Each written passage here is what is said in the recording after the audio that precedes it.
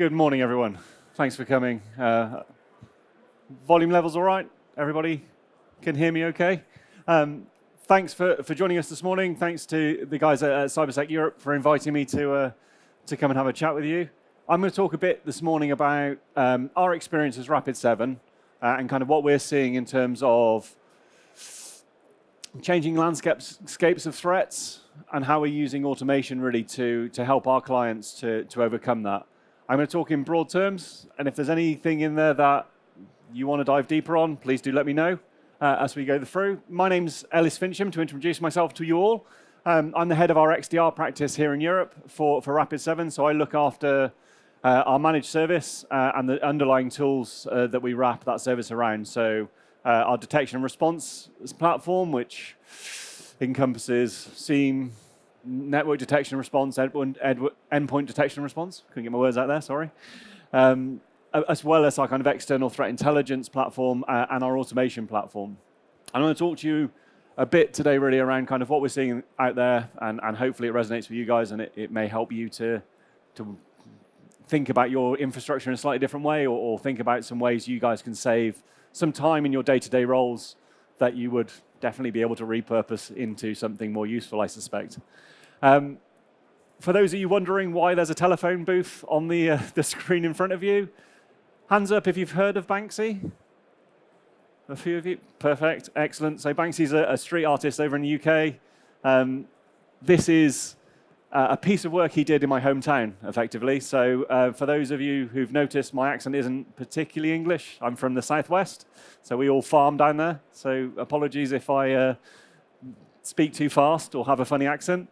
But the reason that this piece of street art I've used is, in my hometown is a government communication headquarters, which is what he's poking fun at here.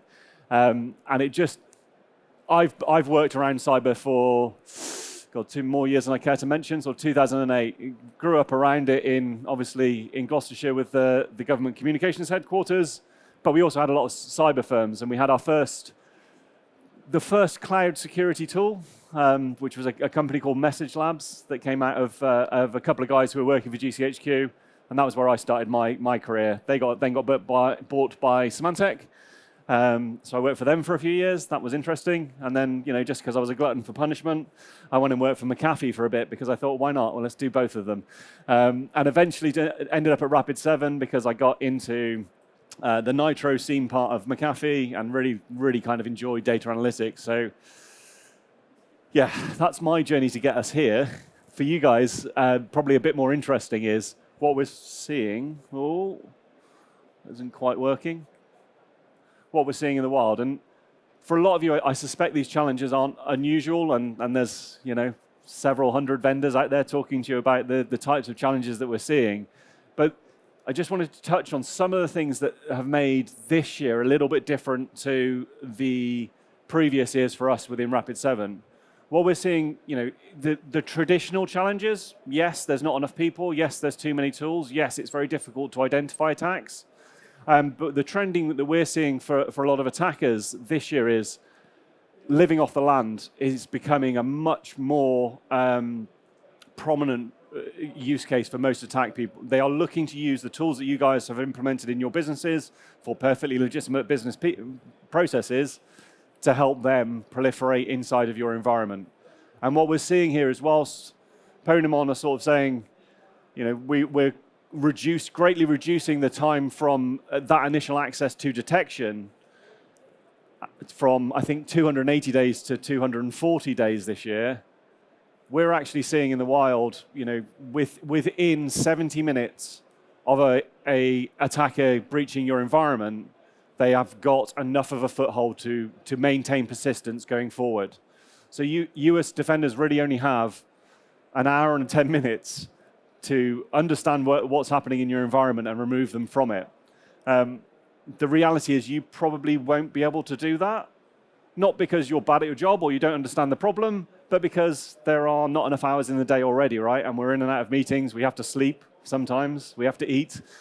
So we can't constantly be looking at this stuff. So how do we build a security infrastructure that allows us to have a consistent response in a timely fashion that means that these types of events, when they do happen, you have a consistent response. Now, you guys are operating in a pretty difficult environment at the moment. If we look at last year's data breaches, and we're not because I haven't clicked on, I do apologize. We look at last year's data breaches, we had more data breaches than any other time in recorded history at the moment for cybersecurity. Now, there are a few things I think driving that number up that maybe are artificially inflating it. One is, the SEC in the States have mandated the reporting of cyber incidents, and it's meant that a lot more organizations are actually surfacing threats to their businesses, to the wider public. But also we're seeing a trend in ransomware actors where they're not necessarily looking to breach your organization and encrypt all of your infrastructure. They are going in and being very strategic in their aims in terms of the data that they are exfiltrating. So things like cyber insurance policies, things like financial data are the things that they are targeting because they know they don't have to stand up an infrastructure, encrypt a load of machines. They can just take a few artifacts from your environment, and then they can come back to you and negotiate a sum to get those documents released back to you. The interesting thing on that we're seeing in the States as well is they're starting to use the SEC's 72-hour reporting window as a bit of a motivator for customers to pay ransomware. So, hey guys, we've got some of your documents. We took them 24 hours ago. You've only got 48 hours to go to the SEC to report this. Make sure you do, or we'll report it for you. So we've got ransomware groups out there now that are going they're using the processes that we've put in place to try and help organizations to remain safe against them, which is worrying, right? And as an organization, we look after 2,500 customers globally under managed detection and response, about three and a bit million endpoints. And as you can imagine, we make up a part of this statistic as well. We are not immune because we've got around the clock SOC and interesting tooling. Across those customers, we still had 62 breaches last year. And looking at those breaches in detail, the initial access method for most of them is multi-factor authentication not well applied. Vulnerabilities being exploited. And then we're down, once we get past social engineering, we're down into sort of single digits, things that you probably don't need to concentrate on too much if you can fix those two big things. Now, how can we make sure that it isn't you running around patching servers all day long in order to close your vulnerability loopholes? And how do we make sure it's not you constantly badgering people about MFA to make sure that you've actually got a consistent defense message there? Now, we know that, and I'm sure you guys are getting it as well, that the cyber insurers are kind of making cyber incident response plans, cyber incident response teams, multi-factor authentication, 24/7 monitoring, mandatory in order to get a policy. But we do need to have a conversation as an industry about multi-factor authentication because you guys are not being able to get the premiums that you should be because they're saying your MFA isn't great. Well, your MFA is probably not going to be great forever. Just due to service accounts, non-human accounts that are interacting with your infrastructure that leave you vulnerable.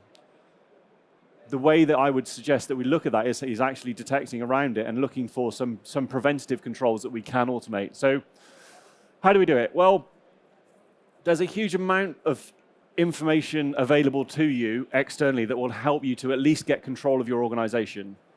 Now, we, as a vulnerability management vendor, we help organizations to identify their software bill of materials for their organization and understand the vulnerabilities that are within them. And if you're not doing that, if you're doing that manually, i.e., you're using external threat intelligence and a NESA scanner to work out your vulnerabilities, you are not going to get the right type of benefit from that program. We're seeing the best of our customers at the moment across those kind of 2,500 are automating that function. So looking at the vulnerabilities, giving them some context, where it is in my environment, whether it is a malware kit is applicable to that particular vulnerability, whether there's a Metasploit module that can exploit it, those types of things. And then and that gives you a very different lens on the vulnerabilities in your environment then. That gives you the lens to say, okay, I understand, if I can target my top 25 vulnerabilities, I can reduce my risk by 40 or 50%. For most of those vulnerabilities that we're seeing, they won't make any impact to your infrastructure. Now, I'm not suggesting you run out and patch, automate the patching for your customer-facing environments that are revenue generating. But for those laptops that are walking around your environments for your end users, for that infrastructure that is kind of pretty consistent and doesn't really change an awful lot, why wouldn't you automate the patching of it? Because your risk will be reduced greatly. Similarly, when we're building cloud infrastructure, right?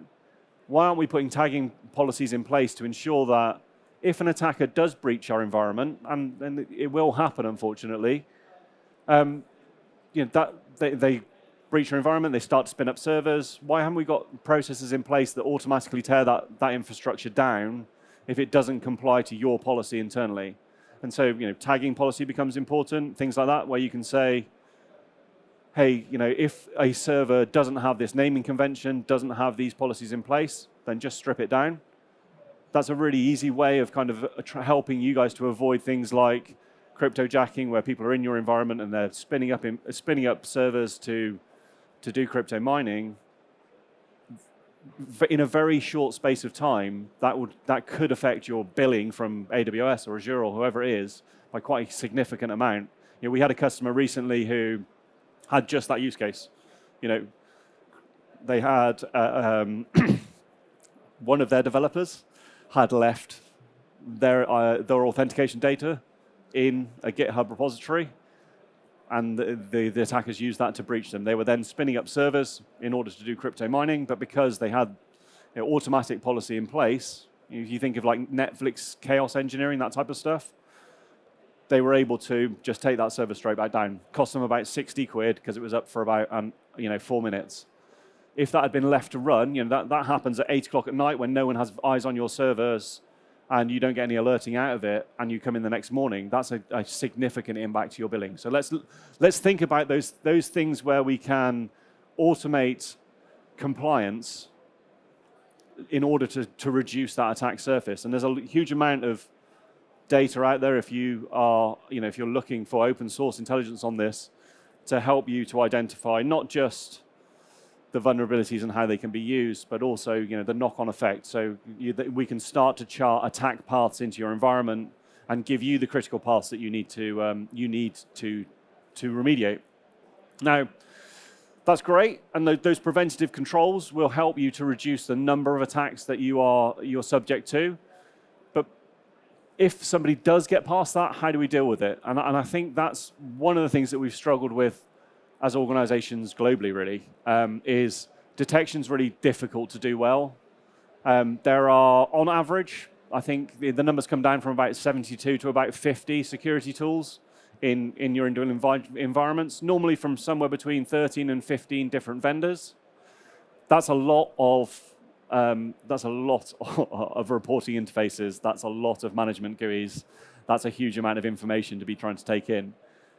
I'm sure all of you have kind of gone through that same journey of kind of consolidating all of that information into one place so you can query it. But what we found was often that creates a knock-on problem, right? When I get everything in one place and I'm getting all of that alerts up into my SOC teams, it's a huge amount of data. And for them to identify the things that are important as opposed to the things that are run-of-the-mill and maybe don't hold as much weight, SIEM data doesn't necessarily give you that context.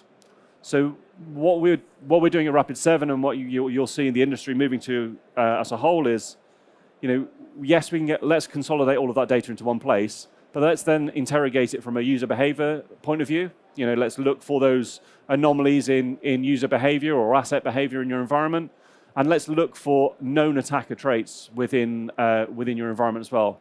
Just out of interest, how many attacker playbooks do you think there are actually active, working on a day-to-day basis in the wild? If I said 1 million, would you put your hand up? If I said 1,000, would you put your hand up? Yeah, 1,000? 500? Anyone up at 500? Sorry? 10,000. So active attacker groups actually doing stuff at the moment, probably from a criminal enterprise point of view, maybe about 110.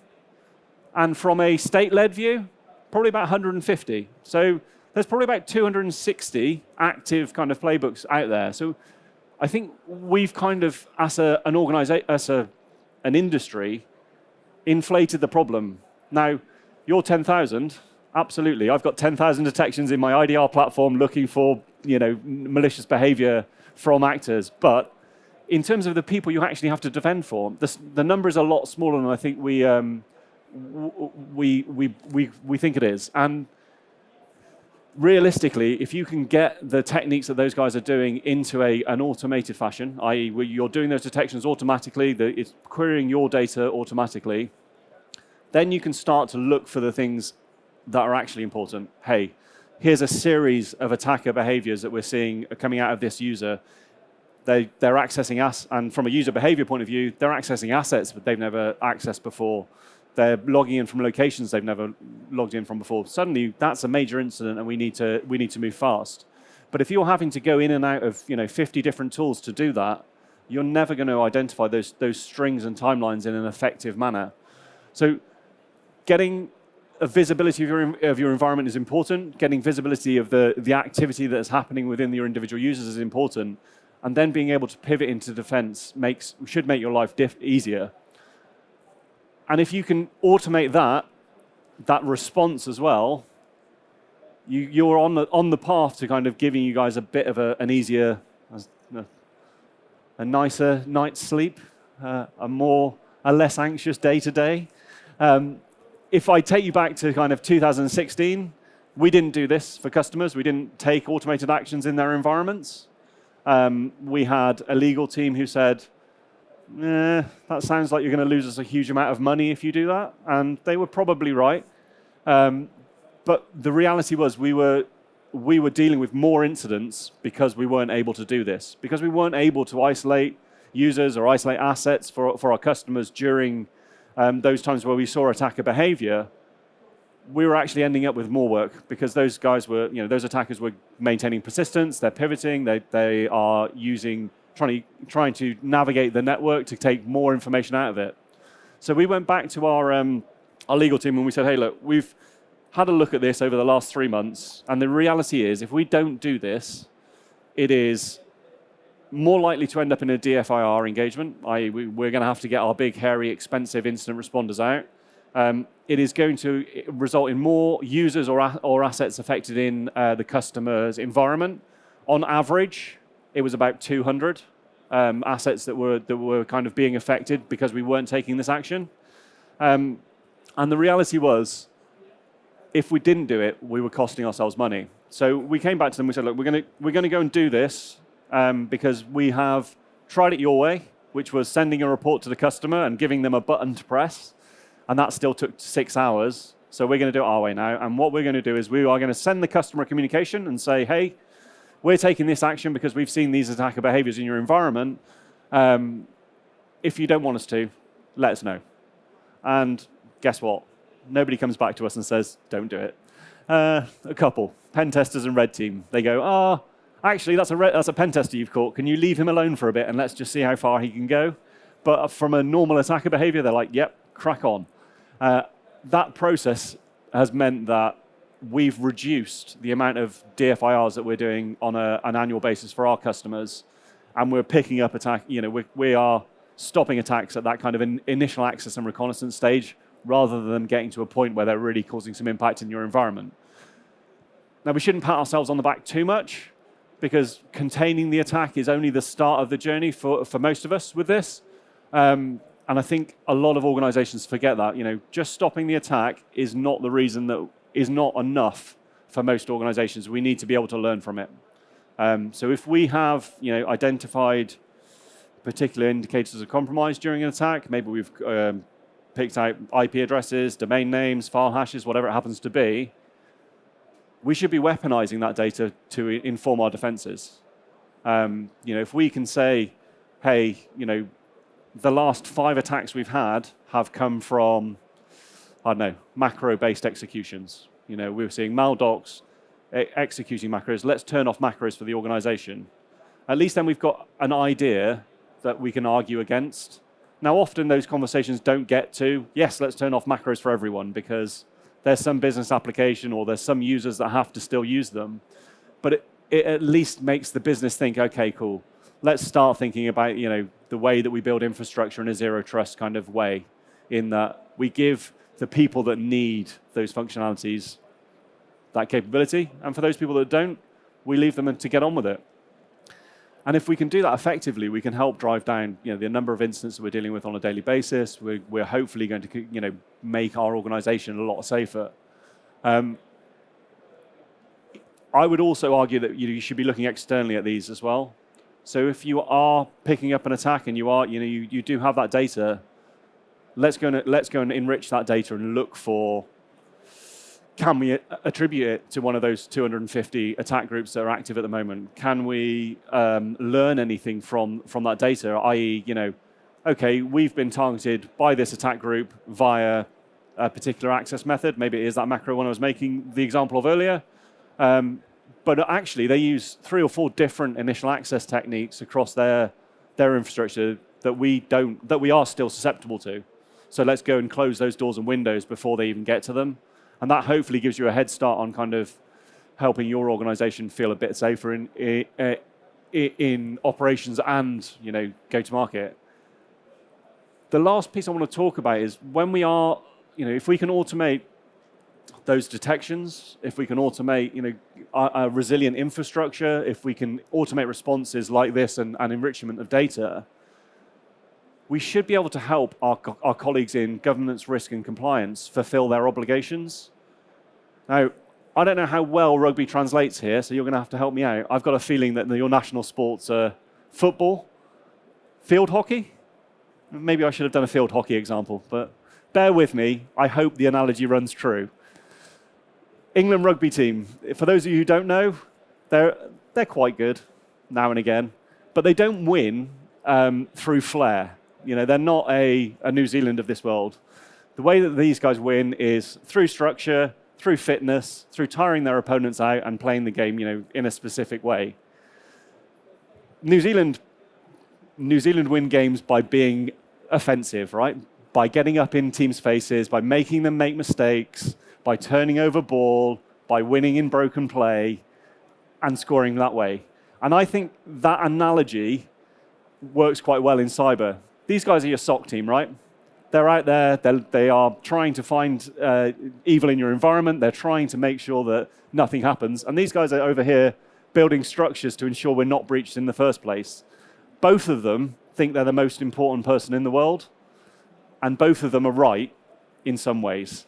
But the reality is, if we can get these two teams to work together and actually share data, share objectives in terms of their compliance outcomes, then they will work in a way that is effective for GRC and vice versa. It doesn't always work out like that. You have there's some very particular personalities in the SOC, of which I'm one. And you have exactly the same on the governance, risk, and compliance side, right? So you do get some clashes. But I think if we stop thinking about cybersecurity as 2 different sides, 2 different teams, and start thinking about, we have one aim, which is to stop the material impact of a breach. Like all of these compliance frameworks, that's all they're trying to do. All these guys are trying to do day in, day out is stop breaches. So I think we need to refocus as an industry on that. We've got to a point where compliance has become more important than actually stopping attacks, and I think we need to reframe that. And it's not my book, so I'm not plugging it, but there is a wonderful book by a guy called Rick Howard called Cybersecurity First Principles, that if you haven't read it, do. It's a fantastic read, and he talks about some of the more operationally focused elements of dealing with automation, with zero trust, with identity kill chain, and I think it's a real totem for both sides of both sides of that coin to come together at. Now, if you want any help externally, if you guys are struggling with this and it's something you would like, a partner to help you with, we have a selection of products across risk management and threat detection and response that could help you, as well as managed services that we wrap around it.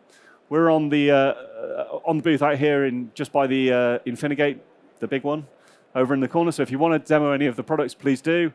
We've got some socks and some goodies and bits and pieces that we're giving away. So please do come and find us.